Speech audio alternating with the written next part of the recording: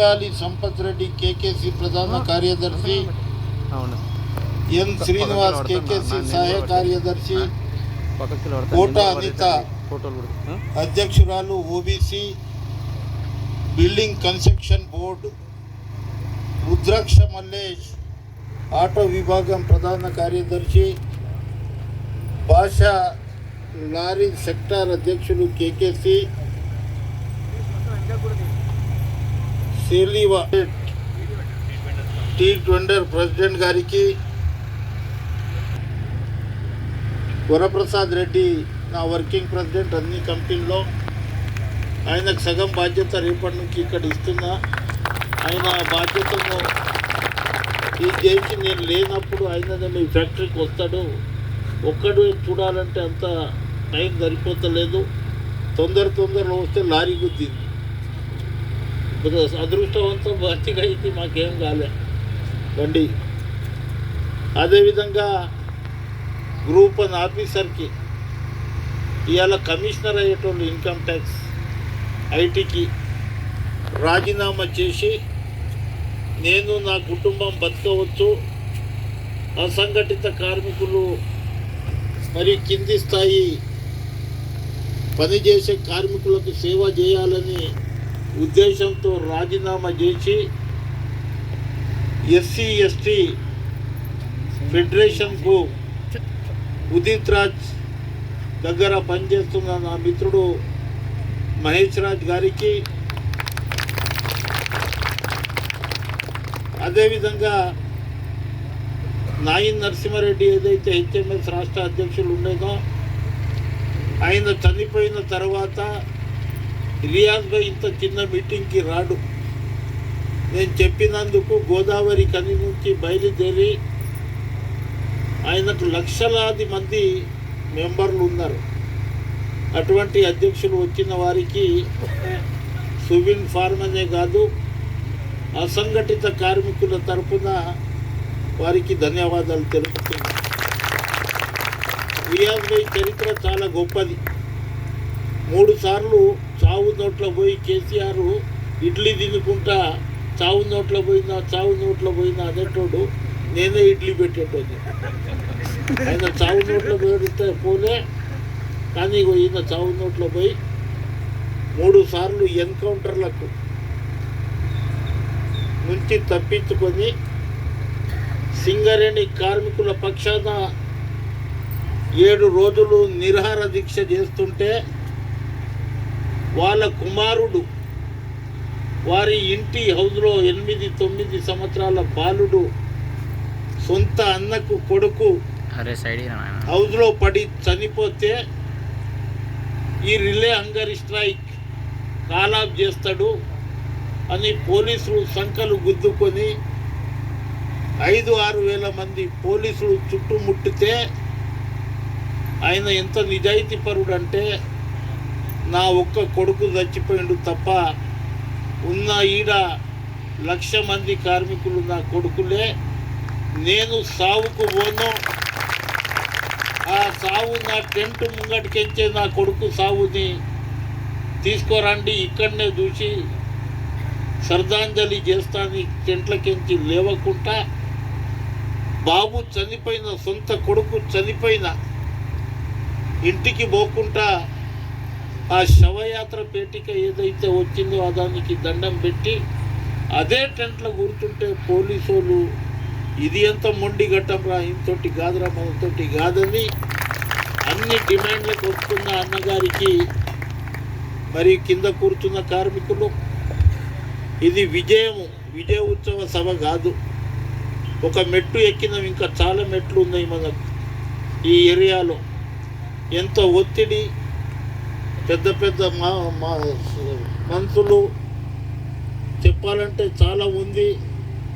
ఇక్కడ చలామణి అవుతున్న నాయకులు మన స్ట్రైక్ ఫెయిల్ కావాలని లోపల జనాలను పంపించి, వార్డు మెంబర్లను పంపించి రకరకాలుగా ఇబ్బంది చేసినా మీరు గట్టిగా నా పక్షాన నిలబడి మహిళా కార్మికులు రాత్రింపగలు కష్టపడి మా అన్నతోటి ఉంటామనేది ఏదైతే ధైర్యంతో ముంగట వచ్చిరో వారి అందరికీ పాదాభివందనాలు చెప్తాను.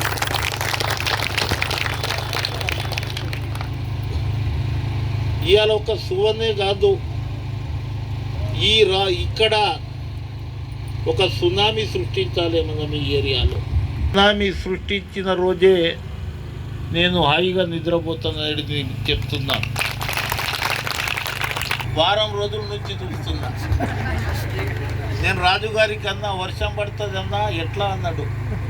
రాజు మన ఎంబడి ధర్మయుద్ధం ఉంది, ధర్మమే ఇచ్చేస్తుంది, వర్షం ఆగుతుంది, ఏం టెన్షన్ పడకు, మనం పోయిన తర్వాత వర్షం దంచి కొడుతుంది, అది విజయ ఉత్సవ సభ.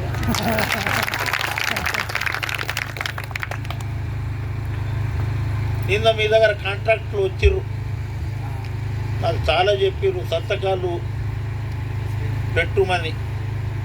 ఆ కాంట్రాక్టర్లకు అది తస్మాత్ జాగ్రత్త, నువ్వు కాంట్రాక్టర్గా వచ్చినావు కదా, ఫస్ట్ నా ఒక డిమాండ్ని ఒప్పుకో.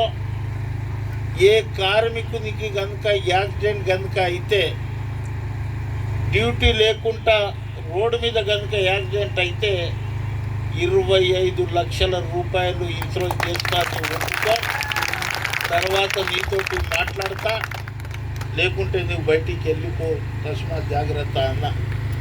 ఇవాళ వాళ్ళు ఒప్పుకుర్రు పొద్దుగాల మేము ఇది చేస్తామని. కానీ మా సమస్యలు ఇంకా పరిష్కారం కాలేదు. నువ్వు కాంట్రాక్ట్గా ఉండు, మాకేం అభ్యంతరం లేదు, మీరు డౌట్ పడవద్దు.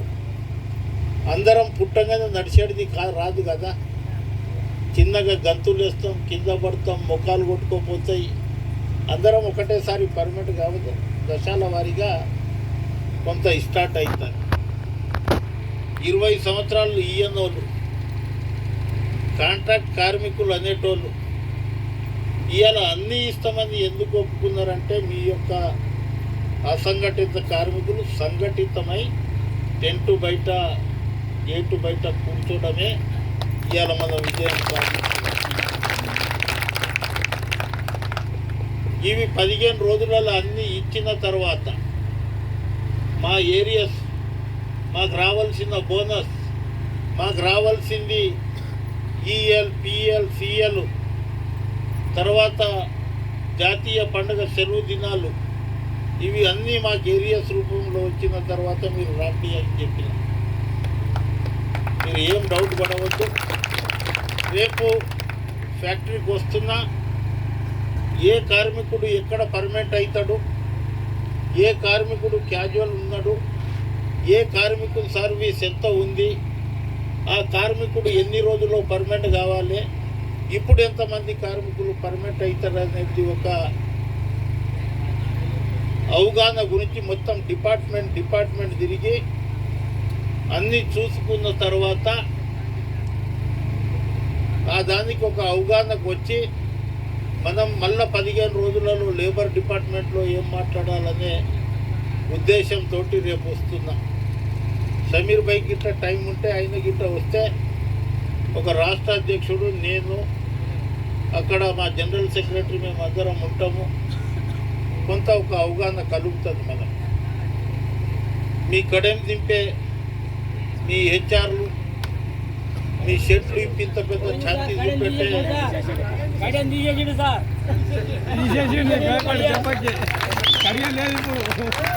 కడియం పోయింది. మీ టేబుల్ గుద్దే మీ హెచ్ఆర్, మాది 48 సెంటీమీటర్ల ఛాతీ ఉన్న మీ కాంట్రాక్టర్లు షెట్లు ఇప్పి, గుండీలు ఇప్పి దాదాగిరి చేసేటోళ్ళు టర్మినేట్ చేసేట. నిన్న వెళ్ళిపోయారు, వాళ్ళందరూ వెళ్ళిపోయారు.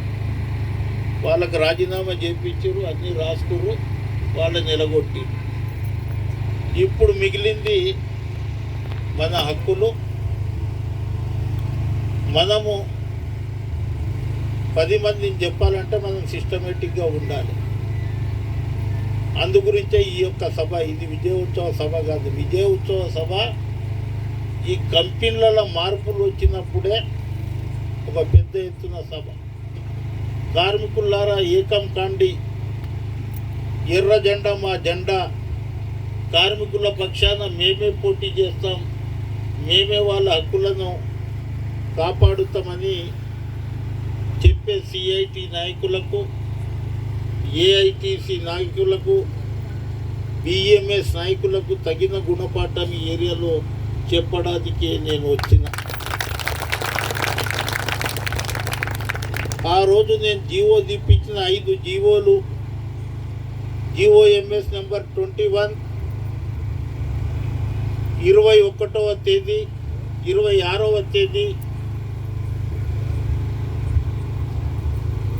8వ నెల